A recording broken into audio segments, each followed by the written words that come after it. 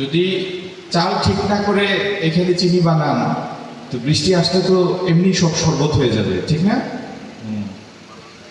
তো মুশকিলটা এখানে যে এক একটা প্রতিষ্ঠানের বয়স 50, 60, 70 বছর পার হয়ে গেছে।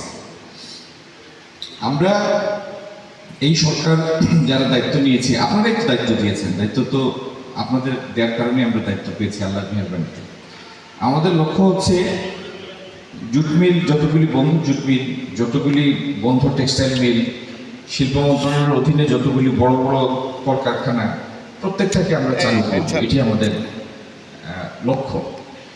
সেই চালু করতে গিয়ে বিভিন্ন কলা কৌশল নিতে হবে। কোনোটা হয়তো নতুন করে মেশিন সংযোজন করতে হবে, কোনোটার সংস্কার করতে হবে, কোনোটার এই যে আপনাদের মাথার উপরে যে চালের অবস্থা, এগুলির অনেকটার ক্ষেত্রে সে সমস্ত সংস্কার করতে হবে। যেখানে যেটা লাগে সেটা করেই এটাকে চালুর পর্যায়ে যেতে হবে। আবার অনেকগুলি মিল আছে যেগুলি এই অবস্থায় চালানো সম্ভব না, এটার জন্য বিকল্প কোনো চিন্তা করতে হবে। এরকম বিভিন্ন ধরনের মিল আছে। আমরা এই প্রতিষ্ঠানগুলি চালু করার বা এটা তো সরকারি সম্পত্তি, বাংলাদেশের মানুষের সম্পত্তি। এই সম্পত্তিটার সদ্ব্যবহারের জন্য 3টা প্রাথমিক শর্ত আমরা স্থির করেছি যে এই শর্তগুলি প্রথমে পূরণ করতে হবে। এর প্রথম শর্তটা হলো, যেমন আপনার এটা হলো আখ কল, চিনি কল।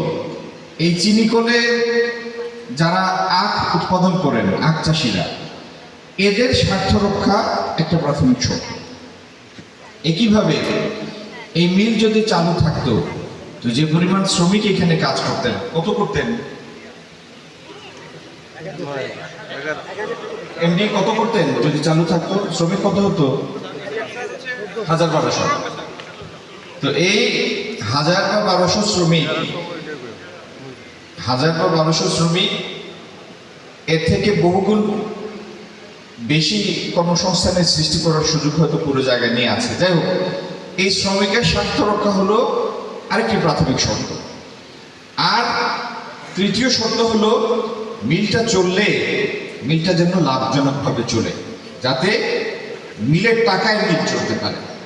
মিলের টাকায় যদি মিল না চলে তাহলে তো বেশি দিন চলবে না, এইভাবেই এই অবস্থা হবে জোর করে যদি চলে। তো এই 3 প্রাথমিক শর্ত পূরণ করে আমাদের লক্ষ্য হলো বাংলাদেশের যে কয়টা বন্ধ মিল আছে তার প্রত্যেকটাই চালু করা।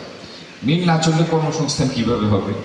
আর কর্মসংস্থান যদি না হয়, মানুষের মধ্যে যদি বেকারত্ব থাকে, তাহলে তো টাকার সার্কুলেশন হবে না, তাই না?